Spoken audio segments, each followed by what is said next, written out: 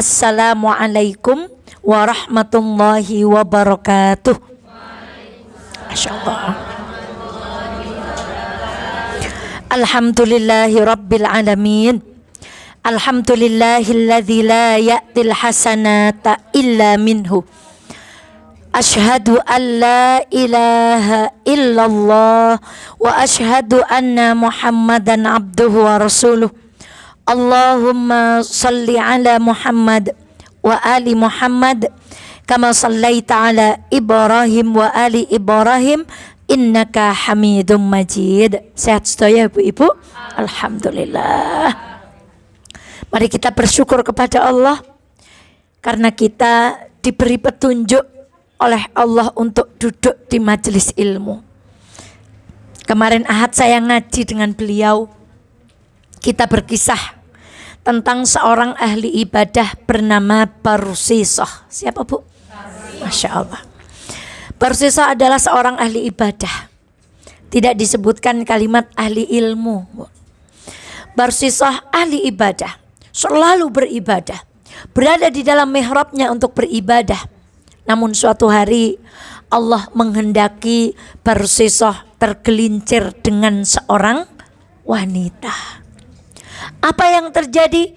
Barsisah pun berzina dengan perempuan ini dan hamil.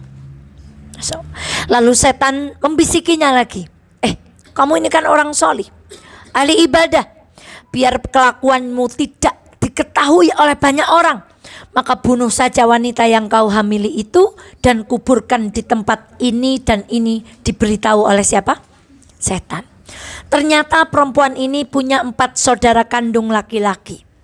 Dan malam itu saudara kandung perempuan ini bermimpi dengan mimpi yang sama. Bermimpi bahwa ada seorang ahli ibadah berzina dengan adiknya, saudara perempuannya. Kemudian saudara perempuannya itu hamil dan kemudian dibunuh, dikuburkan di tempat tertentu.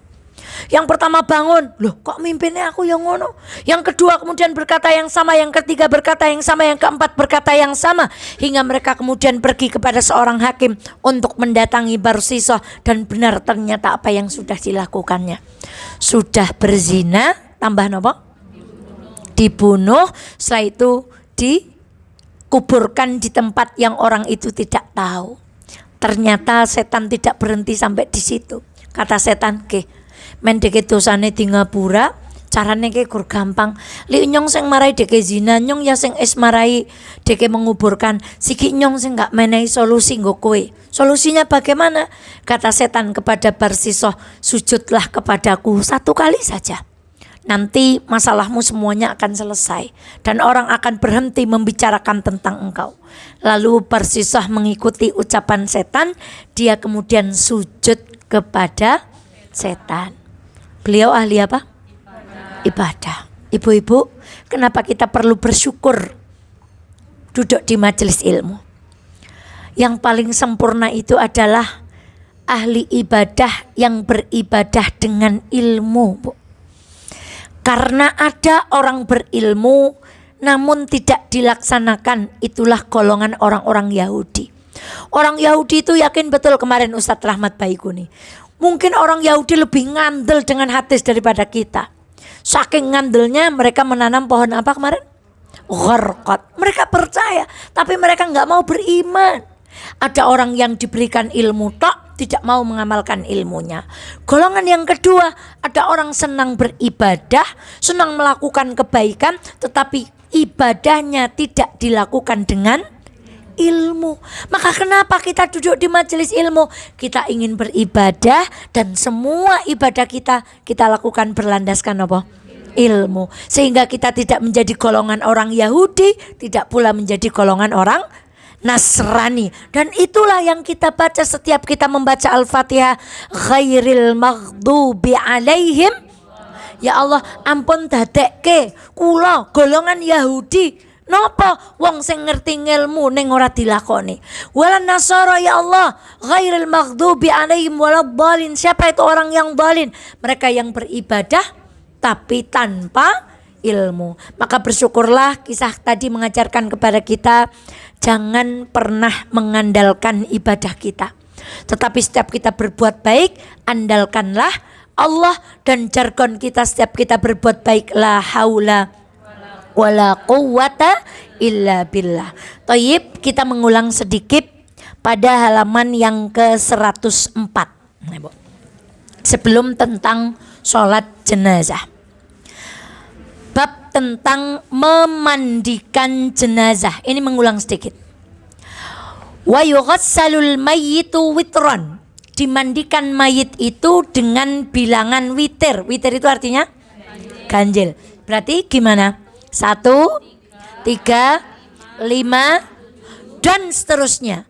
Wa yakunu fi awwali ghuslihi sidrun. Nah, dan pada permulaan memandikan jenazah menggunakan daun bidara. Beberapa waktu yang lalu saya diberi sabun bidara, ya, Bu. Sabunnya itu panjang, terus kok bawahnya ada hitam-hitamnya. Apa mungkin yang mengendap itulah yang dari sari bidara? Menurut kula mboten ngertos sing pun nate langsung mandi dengan daun bidara. Daun bidara itu sifatnya membuat kesat. Bahasa mudahnya itu ngilangaken goloh. Nah, Bu. Maka setelah disiram, kemudian awalnya menggunakan daun bidara, wa fi akhirihi syai'un min kafur, dan pada akhir memandikan diberi sedikit minyak wangi. Di sini disebut kafur. Yang buat nulis di papan tulis zaman kita kecil napa? Kapur. Yang bikin wangi biasanya ditaruh di kain kafan namanya apa? Nah, itu bukti bahwa Islam sudah masuk Nusantara dari zaman dahulu. Buktinya banyak bahasa yang kita serap dari bahasa Arab. Maka kalau tidak ada daun bidara diganti apa? Kan kita hari ini sulit cari daun bidara. Nggak semua orang punya daun bidara, kecuali yang beli di tempat Ustadz Bawa mungkin. Nah, yang berkeyakinan bukan. Jangan salah meyakini, Bu. Kita itu memiliki daun bidara, betul ada sunnah. Ning jangan begini, nyong kader nengar pumayo sana godong bidara we, berarti setan ora bakalan. Lah wong setane sing buka kelawang niku. Lah nek wong wadon mboten manut kali bojo berarti mirip napa? Ya iya, Bu. Jadi jangan berprinsip seperti itu. Kita betul mengikuti sunnah. Bidara itu sulit kita dapati. Maka diganti dengan air sabun. Sabun cair atau batang, Us? Bebas, terserah. Yang penting kalau saya itu nggak bisa mandi pakai sabun cair. Cara saya ke orang berat-berat, Bu.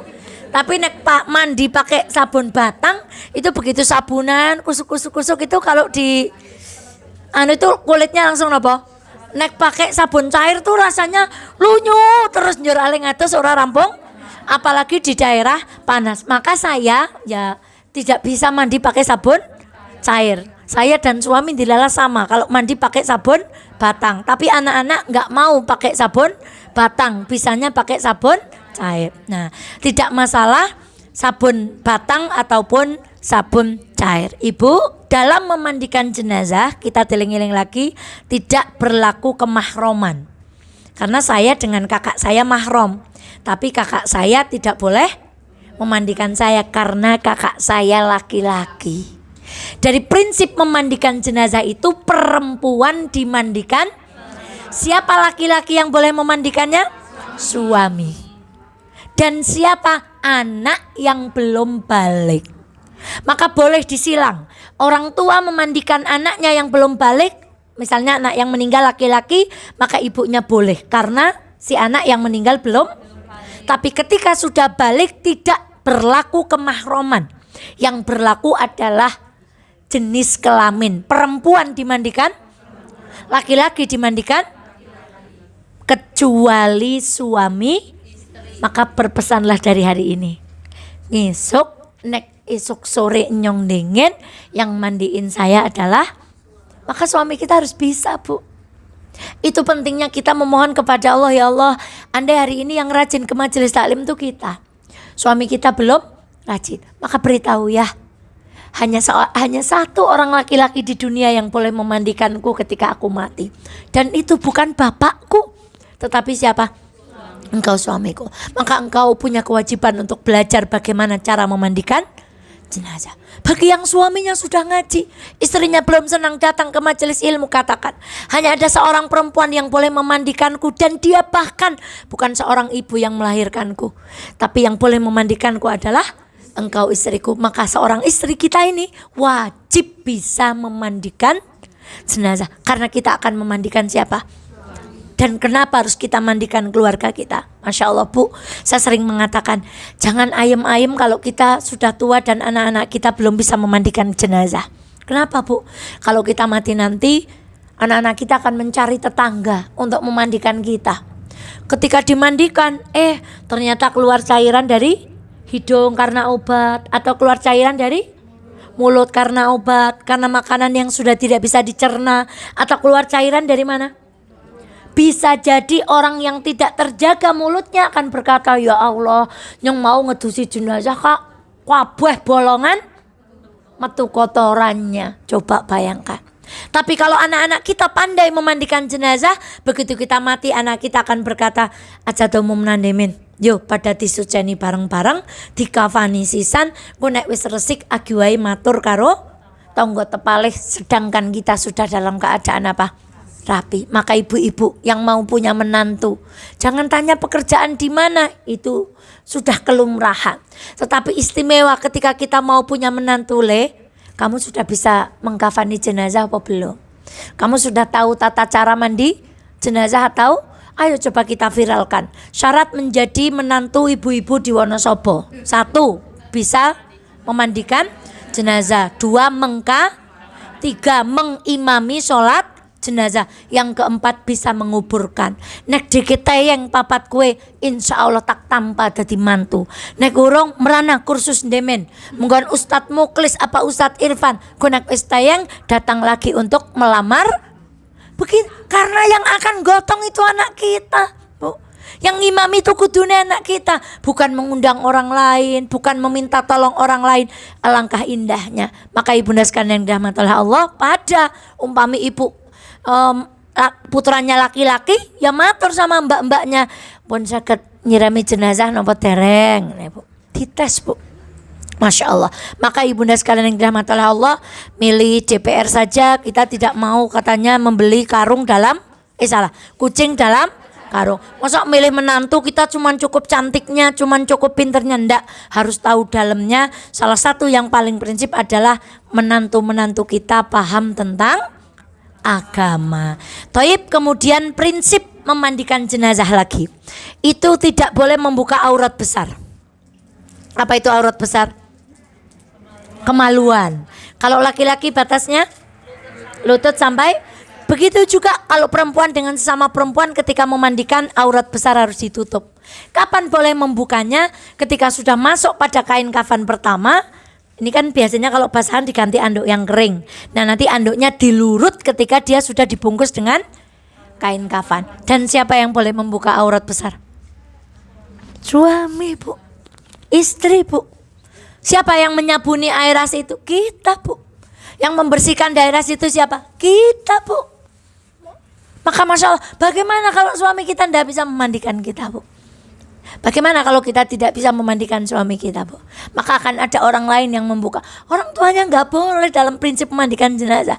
Hanya istrinya yang boleh, hanya suaminya yang boleh. Maka prinsip memandikan jenazah itu tidak boleh membuka aurat besar. Kemudian kenapa harus diberikan kapur barus dan seterusnya? Itu adalah bentuk kita memuliakan jenazah. Salah satu fungsi dari wewangian itu adalah mengawetkan jenazah. Supaya apa? Makanya kadang kalau naruh keranda kakinya ditaruh nopo? Air, ben boten nopo? Ben boten disemuti. Kenapa sih semut itu senang sekali dengan jenazah Bu? Ya karena jenazah itu bangkai Bu. Maka ada kisah ketika tsunami, itu para petugas yang mengevakuasi jenazah itu melihat mata dari korban tsunami itu bergerak-gerak. Kenapa Bu? Ternyata matanya itu sudah ada belatungnya.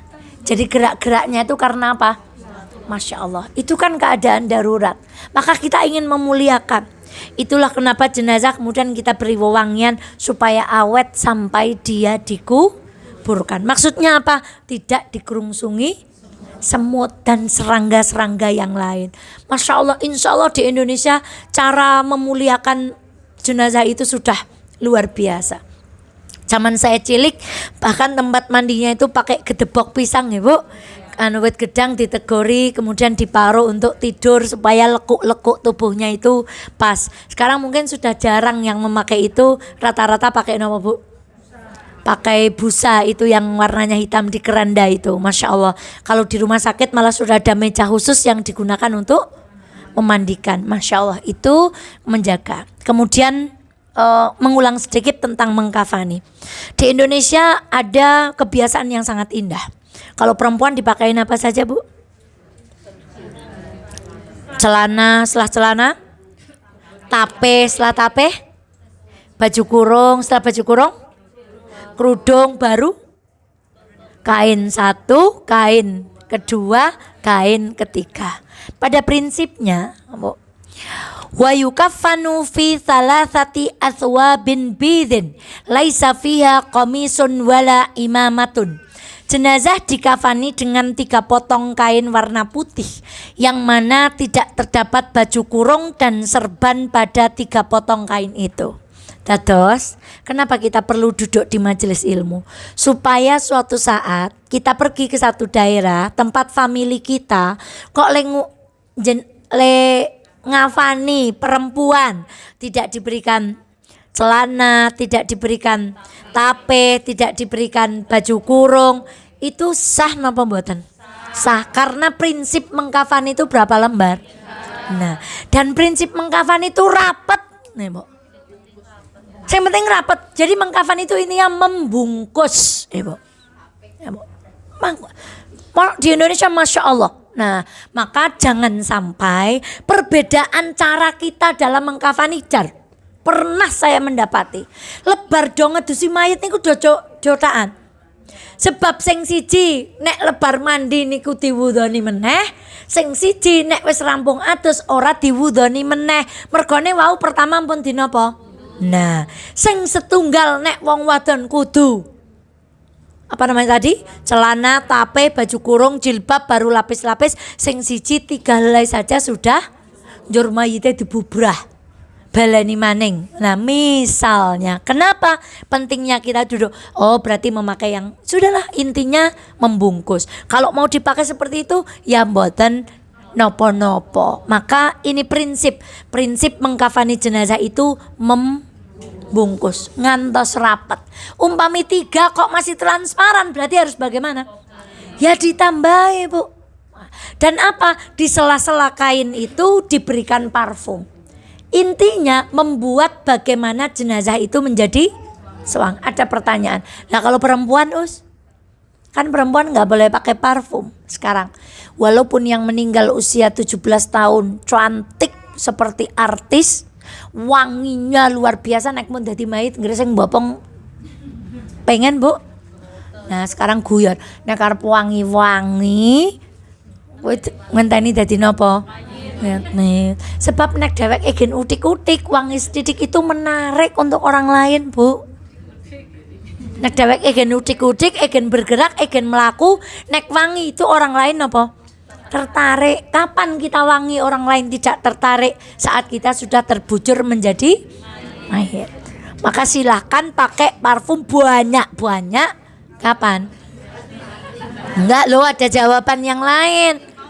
Di malam hari. Ingat, minimal meluk suami sehari 13 kali. Berapa Bu? Loh, kan kita kemarin belajar Nabi Ibrahim di atas rata. Lah kalau yang lain meluk suami 3 kali, kita meluk berapa? 13 kali Bu. Maka yang belum meluk sama sekali nanti pulang dia apa? Mulane Ustazah Eva anake Mbak Dea jangan kepengen ya. Didoakan Mbak Dea dapat suami yang solih. Boleh, silakan pakai parfum sewangi-wanginya. Maka ibunda sekalian yang dirahmati Allah, itu prinsip. Jadi ada hal prinsip yang perlu kita pegang. Sehingga apa? Kita sudah tahu kenapa ada 20, ada 11, ada 23. Kenapa sih ada yang wudhu di depan, ada yang wudhunya sampai belakang. Kita sudah tahu sehingga kita tidak mudah saling Boten sah melu-melu sing viral teng internet. Pun mendel mawon ngaji bae. Kalau mohon buatan wonten komentar, Bu. Ora usah melu di internet lagi pada gelut ini. Sudah diam. Yang penting tugas kita napa? Ngaji wae luru ilmu sing bener. Cari ilmu yang sebanyak-banyaknya. Nah, sekarang adalah sampailah kepada mensolati. Sebenarnya saya ingin memastikan loh, Bu. Setiap ibu ini hafal doa jenazah. Sehingga ketika takziah enggak ada Ustazah Eva mawon, Bu. Kalau kalian takziah bareng Ustazah Eva sing tak makmum. Sing dongakaken sinten? Itu berarti saya memastikan teman-teman yang datang ke pengajian semuanya sudah hafal doa. Kenapa kita harus hafal doa jenazah? Karena sahabat ketika Rasulullah membaca doa itu, Bu, mereka punya prinsip begini. Doakanlah si mayit sebagaimana kita ingin didoakan.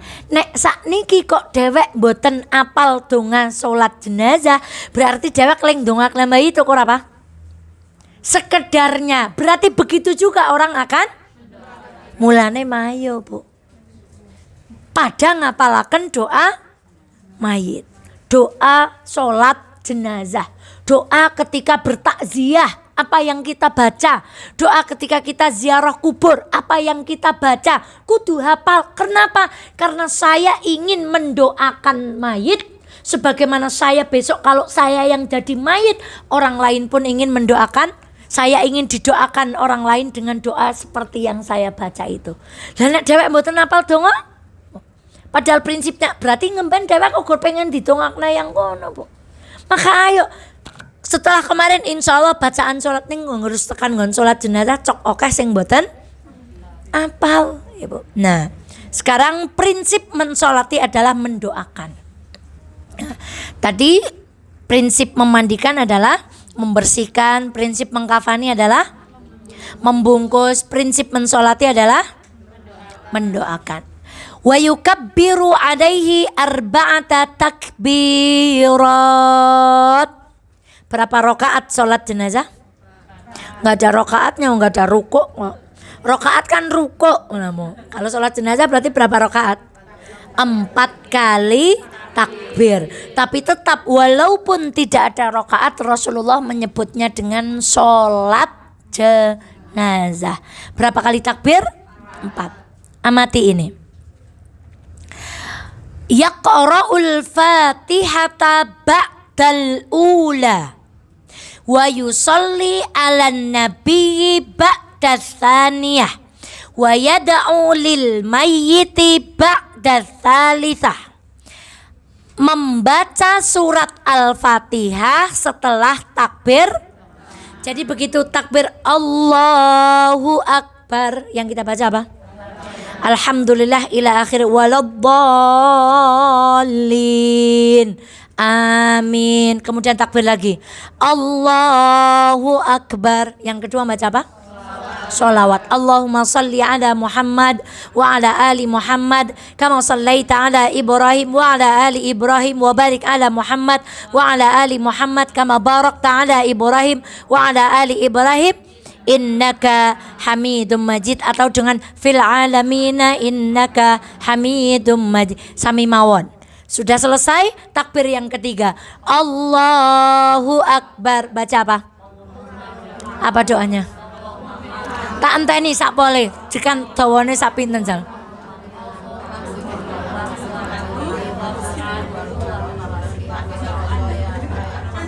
Siapa sing ngeken muni berarti paling Jawa. Terus.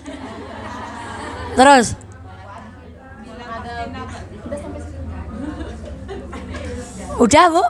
Nah, kalau di buku ini wa yad'u lil mayyiti ba'da tsalitsah, dan mendoakan jenazah setelah takbir ketiga. Apa doa yang dibaca dalam kitab Syafi'iyah ini? Doa yang dibaca Masya Allah panjangnya luar biasa. Nah, ayo yang merasa paling Syafi'iyah kudu apal. Yo kono bukan? Doanya panjang luar biasa ini. Nah, dari mana doa ini? Nah, Doa-doa ini diambil oleh Imam Syafi'i dari Majmu'ul Akhbar. Kemungkinan Imam Syafi'i menyebutkannya dengan makna, dan para ashab Imam Syafi'i menilai doa tersebut bagus. Terus contoh begini, kintu salam nggih kagem ibu. Nah, orang yang tidak mengerti nanti maturnya sama ibu, Bu ada salam dari Mbak Eva, titik. Orang yang mengerti beda, Bu dikintoni salam saking Mbak Eva, assalamualaikum warahmatullahi wabarakatuh. Nek sing mboten ngertos mboten, mung dititipi salam, selesai. Yang jawab juga yang tahu, yo salam kembali. Kembali lewat mana, Bu? Nah, jawabnya kudune pripun? Salah. Angger sing dititipi lanang jawabnya pripun? Lah mbok kan cok titip salam. Cok dititipi salam sih. Lihat nih. Kalau yang nitipi perempuan alaiki. Godeke sing dititipi, godek nene sing nitip wa alaihassalam warahmatullahi wabarakatuh. Kalau kok suami kita yang bilang, Dek mau dititipi salam karo Bu Sapa, alaika wa alaihassalam warahmatullahi wabarakatuh. Nek ora teyeng intinya apa? Buat suamiku juga salam, buat dia waalaikumsalam warahmatullah. Jadi yang dititipi juga diberi salam, bukan hanya yang titip. Lah niki pun betakaken kok. Orang titip salam itu kan menitipkan doa. Oke, nyong titip donga ya, wong ora ketemu paring ke bukai. Masa ibu cuman mau terima kasih sama yang nitipi doa, tidak berterima kasih dengan yang. Maka jawaban orang dititipi salam itu alaikissalam wa alaiha warahmatullahi wabarakatuh. Alaiki wa alaihassalam warahmatullahi wabarakatuh. Itu namanya mendoakan yang dititipi dan yang menitipi. Kembali kepada Imam Syafi'i. Ketika Rasulullah mengatakan doakan, ketika para sahabat punya prinsip aku mendoakan sebagaimana aku ingin maka ini dijabarkan oleh Imam Syafi'i. Berarti doa yang kita butuhkan itu banyak sekali. Nah, maka tidak hanya doa yang pendek, karena yang kita butuhkan banyak, maka dijabarkan. Dengan kalimat apa? Allahumma hadza abduka wa ibnu abduka kharaja min rauhid dunya wa sa'atiha wa mahbubuhu wa ahibba'uhu fiha ila dhulmatil qabri wa ma huwa laqih. Masya Allah. Coba kita baca terjemahannya. Ya Allah, ini adalah hambamu dan anak kedua hambamu. Ia keluar dari kenikmatan dan kelapangan dunia, kekasih dan orang-orang yang mengasihinya yang berada di sana. Ia pergi menuju gelapnya alam kubur dan semua perkara yang akan ia temui. Napa sing ngajeng ditemoni teng alam kubur, Bu? Sering bahasa di masyarakat kita itu wonten tempat peristirahatan. Jelas salah secara agama, Bu. Satu, siapa bilang kuburan itu terminal terakhir? Kuburan itu hanya terminal awal dari akhirat. Kata Rasulullah, kalau kubur kita selamat, akhirat kita insya Allah. Tapi kalau kubur kita tidak selamat, akhirat kita tidak selamat. Sudah salah tuh kalimat itu. Yang kedua, siapa bilang di kubur istirahat, Bu? Sehingga kalimat itu kalau kita tidak cermati, bukan berarti ngesok nek enten wong matur kados niku salah mboten. Tapi kita yang sudah duduk di majelis ilmu yuk kita maknai. Siapa bilang istirahat? Istirahat itu hanya orang-orang yang punya amal.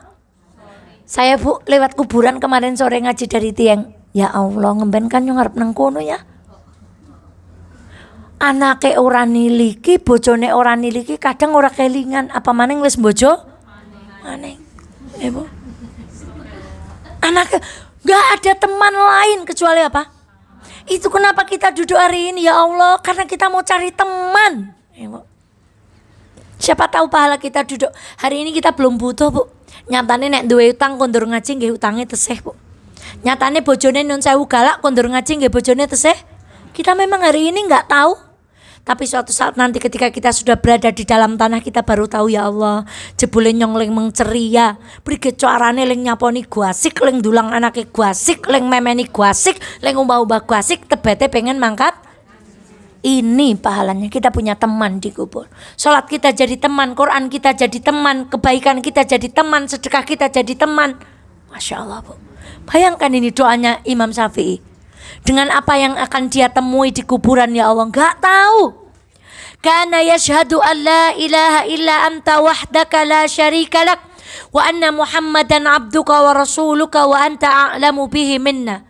Ya Allah, yang meninggal ini, ya Allah, ketika Imam Syafi'i mendoakan, adalah seorang laki-laki yang bersyahadat bahwa tidak ada Tuhan, dan dia bersyahadat bahwa Nabi Muhammad adalah utusan Allah, dan engkau lebih mengetahui keadaannya dibandingkan kami. Lihatlah, Allahumma innahu nazzala bika wa anta khairul manzulin bih. Ya Allah, ia pergi menghadap engkau dan engkau adalah sebaik-baik zat yang ditemui. Wa asbaha faqiran ila rahmatik wa anta ghaniyun an adzabih. Ya Allah, ia sangat membutuhkan kepada rahmatmu dan engkau tidak butuh menyiksanya. Wa qad ji'naka raghibina ilaika syufa'a lah. Kami datang kepadamu seraya mengharapkan syafaat. Coba Bu, ini mendoakan, ya Allah, kaya ngopo rasane ngemben sing do takziah kok ling maos ke donga kaya niki, Bu. Ora leren-leren. Kalih takziah, kalih ngentosi ajeng dikuburaken matanya terus apa, Bu? Terus nang. Kenapa? Ingat kebaikan kita. Allahu Akbar. Kayak apa rasanya kita di sana, Bu? Masya Allah. Doanya lanjut. Ya Allah, apabila ia adalah orang yang berbuat kebajikan, maka tambahkanlah kebajikan kepadanya. Apabila ia adalah orang yang berbuat cela, maka ampunilah dia, ya Allah, dan masukkanlah ia ke dalam rahmat dan ridhamu, dan lindungilah ia dari fitnah dan siksa kubur. Bayangkan, Bu, nek wong apik tambahi api, nek wong elek mugi-mugi. Ya Allah, luaskanlah ia dalam kuburnya, lapangkanlah bumi dan kedua sisinya, dan temukanlah ia dengan rahmatmu, ya Allah, dan aman dari siksamu, sampai engkau membangkitkan ia dalam keadaan aman menuju surgamu dengan wasilah rahmatmu, wahai zat yang maha penyayang di antara para banyak. Masya Allah. Coba Ibu bayangkan, kalau orang bertakziah ke tempat kita kok mendoakan kita sampai seperti ini. Maka ibunda sekalian yang dirahmati oleh Allah, ini PR buat kita semuanya. Kita itu gini, ini kalimatnya agak sedikit menekan, Bu. Jangan merasa sudah ngaji nek donga jenazah we urung apal. Sebab itu prinsip. Jangan merasa sudah ngaji kalau makna bacaan sholat saja kita belum ngerti. Jangan merasa sudah ngaji kalau sampai hari ini kita belum tahu caranya membaca Al-Quran. Anak saya bilang, Bunda, kata Ustadz di sekolah, orang yang baca Quran terbata-bata itu pahalanya lebih besar daripada yang sudah lancar. Benar nggak, Bun? Benar. Karena yang baca Quran terbata-bata itu berjuang, sabar, menghilangkan malu. Tapi nak, itu nggak boleh jadi dalil. Kan ganjarannya luwe oke. Berarti nyong ngarep terbata-bata wae. Kalau kita lancar paham, kalau sudah kalau masih terbata, kapan belajar maknanya? Kalau sudah lancar bacanya, kita akan naik lagi mempelajari. Maaf ya Bu, kalimatnya Ustazah Eva agak galak. Jangan merasa sudah ngaji kalau bacaan sholat saja kita belum tahu maknanya. Jangan merasa kita sudah ngaji kalau sholat jenazah saja, doa mayit saja kita belum hafal. Maka ayo, ini cambuk untuk kita, supaya kelak kita mati itu didoakan dengan doa yang seindah ini. Dan ada kelanjutannya. Tetapi hadis yang paling sahih pada masalah doa kepada mayat yang diriwayatkan oleh Imam Muslim dari Auf bin Malik, ia berkata, Rasulullah melaksanakan sholat jenazah, kemudian beliau berdoa. Doanya, Allahumma gfir lahu warhamhu wa'afihi wa'fu anhu wa akrim wa wasi' waghsilhu bima'in wa thaljin wa bardin wa naqihi minal khataya kama yunaqqas thawbul abyadu minat danas wabdilhu daran khairan min dari wa ahlan khairan min ahli wa zawjan khairan min zawji wa adkhilhul jannata wa a'idhu min adzabil qabri au min adzabin nar. Kemarin ketika di Adipura ada ustadz ibu, kan ustadz itu mengadakan survei ya bu. Bapak-bapak nginjang nek sedo ajeng teng suwarga ajeng kalih bidadari napa ajeng kalih garwane? Jawabannya kira-kira apa bu? Ya Allah bu, jawabannya pada ngatan pokoknya buline munine berarti pengen kali sinten. Ya Allah, itu bagi saya Ustadz bercanda, tapi bagi saya tuh itu menyakitkan bu. Ya Allah, berarti saking eleke nyong bu. Beliau ini bercanda laki-laki bu. Di Wonosobo banyak duda atau banyak janda? Janda gitu jawabannya. Lu kok podong? Berarti wong lanang niku do ora tahan urip karo wong wadon bu.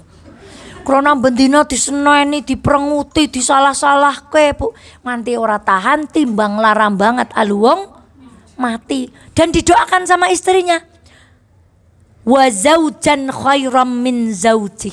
Dan ya Allah berikan kepada yang mati itu pasangan yang lebih baik dari pasangannya. Coba bu, bikin mboten meleh mati mawon bu. Maka bunda itu Ustadz bercanda, semuanya ketawa. Bagi saya astagfirullahaladzim, saking dewek dereng dadi bojo sing maher. Bagaimana kita menjadi istri yang ketika Rasulullah ditanya tidak ada perempuan yang mampu menggantikan Khadijah di dalam, bayangkan bu, kayak apa Khadijah itu baktinya sama Nabi bu. Bahkan disaingi perempuan Aisyah yang gadis, yang cantik sampai dipanggil ya Umayyah, yo pinter. Kata Rasulullah tetap tidak ada yang mampu menggantikan kedudukan Khadijah di dalam. Rasulullah kalau nyembelih kambing manggil teman-temannya Khadijah. Rasulullah bahkan ketika temannya Khadijah datang, Rasulullah menyambut mereka dengan baik karena merasa bahwa mereka adalah sahabat-sahabatnya. Gimana? PR terberat kita itu bu, menjadi istri yang tidak bisa dilupakan suami kita kalau kita mati duluan. Apot nopo enteng? Nah, bu. Kemarin saya dapat aduan, Ustazah ada PR. Ustadz siapa kemarin? Siapa yang ikut ngobrol sama saya? Ustazah setelah ada bapak-bapak pesen, terus beliau matur, ya engko tak sampai ke Ustazah Eva. Barang pun ngaos kali Ustazah Eva, palah bojone kula seniki koken penjaluk.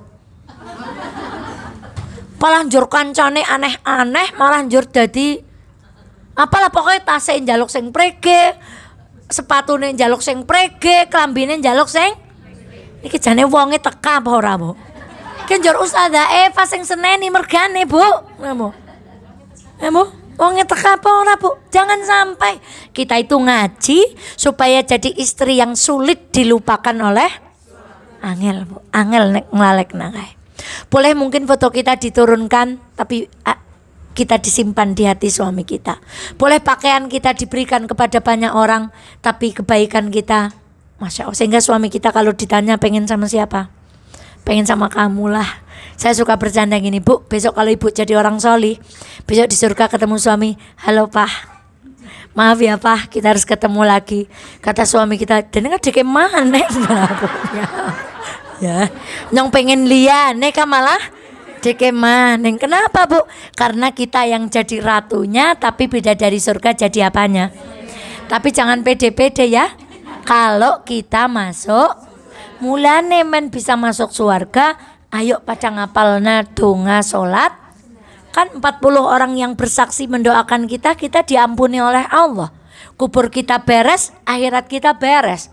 Kalau kubur kita nggak beres, akhirat kita nggak beres. Dan ada satu doa lagi yang diriwayatkan oleh Imam Tirmidzi halaman 107 dan Imam Abu Daud dari Abu Hurairah radhiyallahu anhu, ia berkata, Rasulullah ketika melaksanakan sholat jenazah beliau berdoa, Allahumma ghafir li hayyatina, li hayyina wa mayyitina, wa syahidina wa ghaibina, wa saghirina wa kabirina, wa dhakirana wa unsana. Allahumma man ahyaitahu minna fa ahya ala al-islam, wa man tafaitahu minna fa tawaffahu ala al-iman.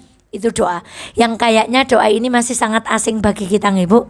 Kula mohon dereng patio apal.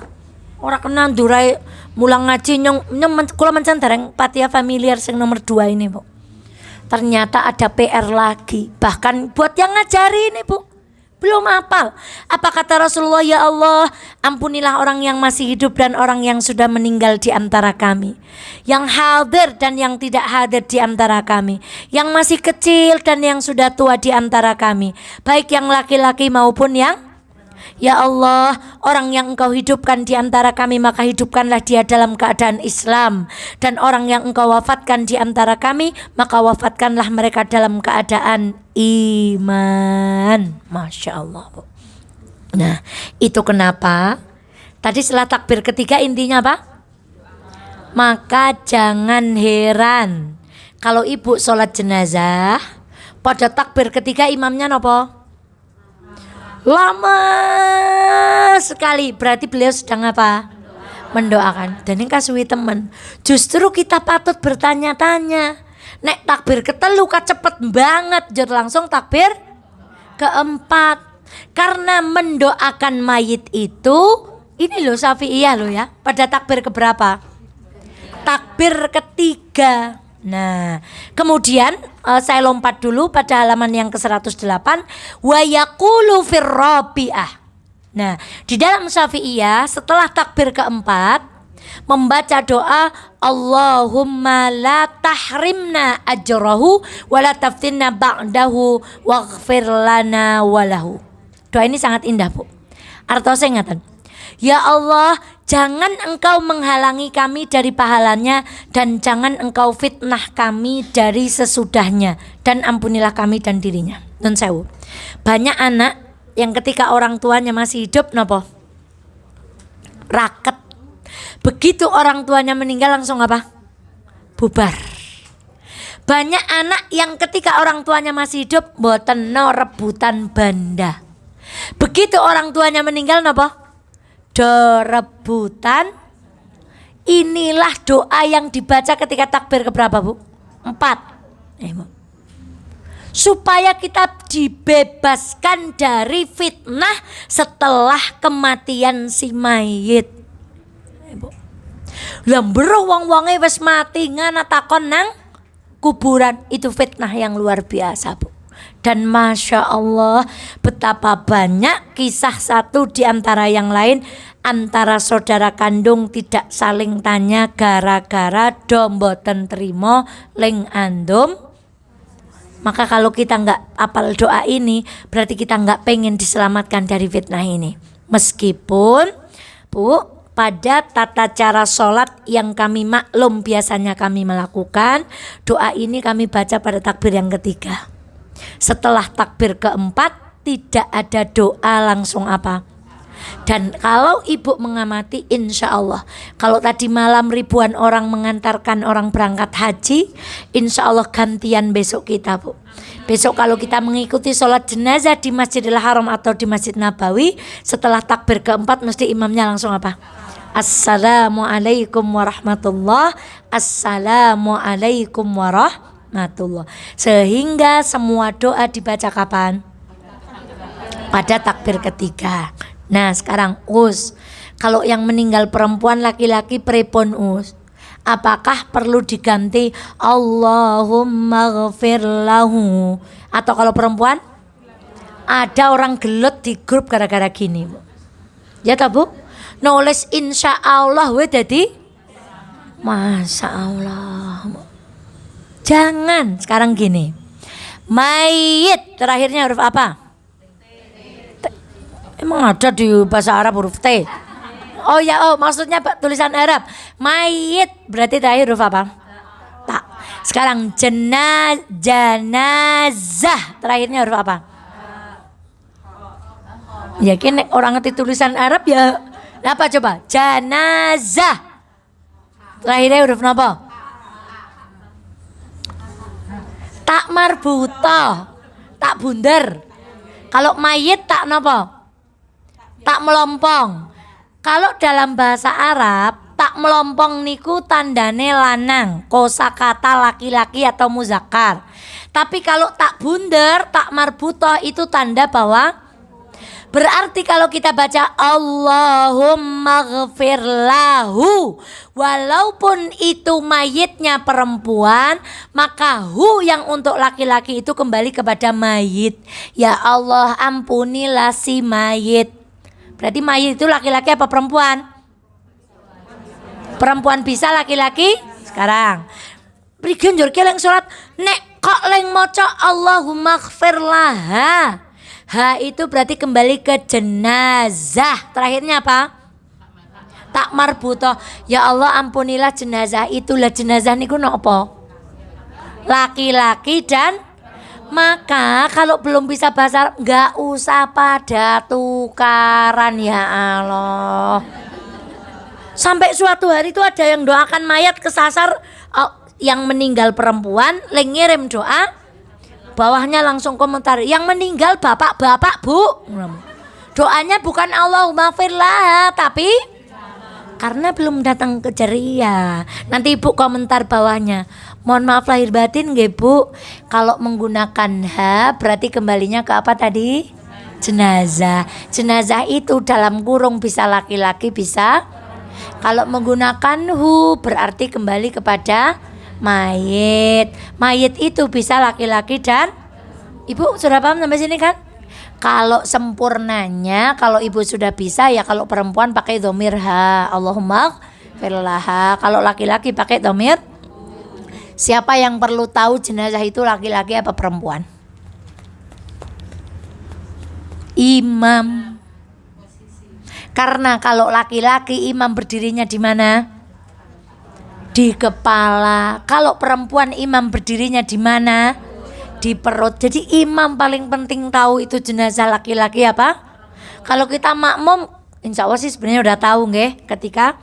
Tapi jangan sampai kita bertengkar gara-gara ha kalih. Sing siji nulis insya Allah ngagem SY, sing siji nulis SH ane 2. Meskipun itu secara EYD bener yang SY bu. Kalau short itu SH itu kalau di kamus bahasa Indonesia itu larinya ke huruf short dan itu malah salah bu. Tapi kalau Y insya syahadat itu di Indonesia pakai S sama Y, nggak ada syahadat itu tulisannya S H. Padahal insya dengan syanya syahadat itu sama. Nah, neng masya Allah sing SH yo paling bener, sing SY yo paling pun mereka nak kejeng tukaran SH kali SY. Pokok kula ajeng ngaji mawon gak golek ngilmu. Ya Allah, sekarang di internet ya Allah saya mendoakan dua-duanya bu.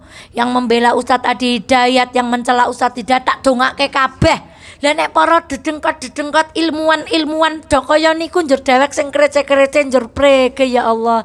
Maka itulah kadang-kadang orang alim juga terkena fitnah, maka kita penting memohon perlindungan dari fitnah. Ibunda sekalian yang dirahmati oleh Allah, doa yang terakhir tadi adalah permohonan kita dibebaskan dari fitnah setelah kematian. Jangan sampai kondur, ibaratnya wong takziah we urung rampung bu. Nun saya pernah mendengar ada anak-anak rebutan duit takziahan. Sing merawat ngerasa nyong selama ini sing ngerawat ibune. Deke li atoh ora tahu. Sing siji lah nyong li atoh pan ora tahu nunggoni paning duwite nyong amban. Masya Allah. Hati-hati bu. Itulah fitnah setelah gini sekarang. Lah nggerepa kados niku iya. Kalau kita tidak meninggalkan anak-anak yang soleh. Saya kemarin cerita di mana? Di majelis mana saya lupa. Saya 3 kali menerima wakaf emas dari seorang ibu-ibu. Untuk apa? Untuk bangun SD Aisyah di Garung. Kisahnya bagaimana? Masing-masing ibu mereka meninggal dengan meninggalkan apa? Emas. Putranya ada beberapa, deke sing pengen endi njokot. Ada yang ngambil satu-satu, nyongke bae nggo kenang-kenangan. Selebihnya dikumpulkan, njur prege disedekah nawai. Ada yang ditawarkan kasus yang lain, molah ngantos saking pingine putrane duweni gelang niku mboten dipondhot padahal niku hake. Dijual harganya berapa dibayar oleh dia, Bu. Niki nek kagungan putra soli ngaten niki, Bu. Masya Allah. Ora ana sing gelem, malah nggo sedekah bae men nggo sangu bapak karo. Lah niku nek putrane soleh, nek putrane mboten gelang siji anak 5 dipara 5. Jur aling adol pripun, Bu? Allahu Akbar. Lemari nyong gak lemarine, nyong gak kursine, nyong gak spraine, gak nopo-nopone. Masya Allah. Itulah ya Allah keberhasilan seorang perempuan itu ketika melahirkan anak-anak yang ya Allah, semoga anak-anak yang lahir dari rahim kita menjadi anak-anak yang. Nah sekarang terakhir, banyak yang setelah sholat jenazah kemudian imam memimpin apa? Doa, kemudian di belakangnya orang pada amin. Kalau kocok bingung, wong niku kadang orang ngerti artinya mbokan ya njok. Coba kalau Pak Kiainya doa ya Allah izinkanlah aku punya istri gitu terus. Nah, prinsipnya kita sudah mendoakan pada takbir keberapa, Bu? 3. Berarti setelah doa kita tidak mendoakan. Nek ngenjang ibu makmum imam lebar salam dongake mboten usah nyalahke. Tapi kita tahu prinsipnya sebenarnya kita sudah mendoakan. Oh, berarti gak nambahi donga. Gak nambahi nggih nderek napa? Amin. Monggo kalau takziah itu cita-citanya satu nyolati, Bu. Saya kemarin ketika ibunya Mbak Yani sedo itu HP saya mati. Baru tahu posisi saya sudah di Mafazah, sebentar lagi kajian mau. Walhasil tidak uman karena HP-nya mati, tidak tahu info, baru tahu info siang. Dados wong takziah niku saapi-apike niku nek saged napa? Saged nderek nyolati. Kalau perempuan ini perdebatan nggih, perempuan itu makruh sebenarnya ikut ke kuburan gitu.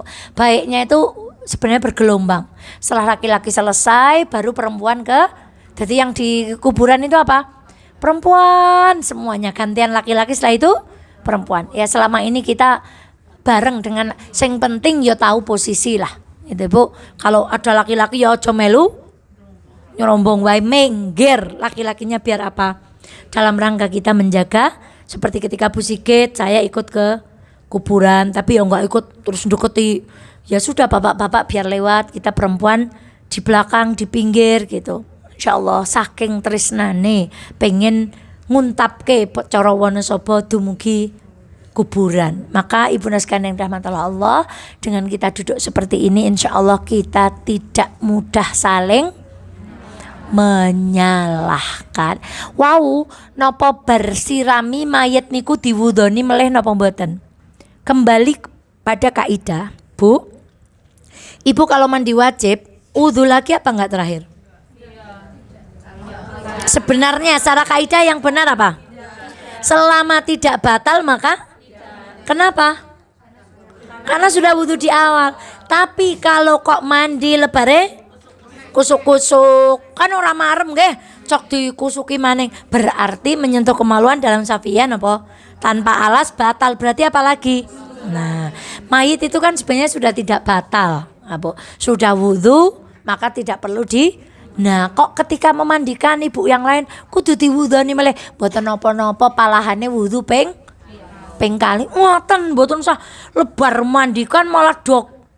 Wah, kayak prigesi carane mandi malah seje karo enyang, mboten kados niku. Itu pentingnya kita duduk, semakin luas ilmu seseorang insyaallah tidak saling menyalahkan. Bismillah, makaten insyaallah lanjut menguburkan jenazah. Dan ini termasuk materi yang sulit bagi perempuan karena perempuan tidak pernah ikut menguburkan jenazah, coro nampani, coro liang lahat dan seterusnya. Dan satu ingat, berapa jumlah tali pocong dalam Islam?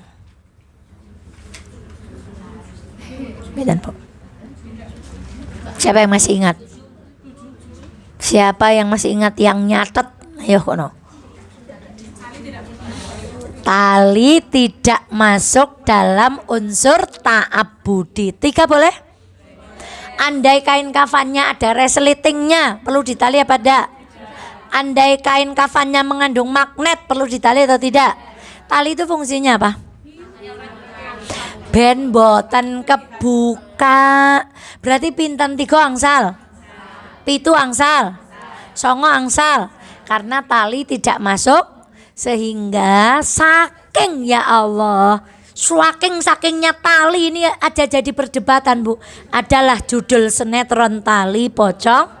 Karena apa? Menganggap bahwa tali dari kain kafan itu bersifat ta'abudi. Jadi tali ini kudu semene, nek ora semene berarti pocongnya ora sah, kudu di. Itu kenapa di wajah, di bagian wajah ketika menguburkan dia apa talinya?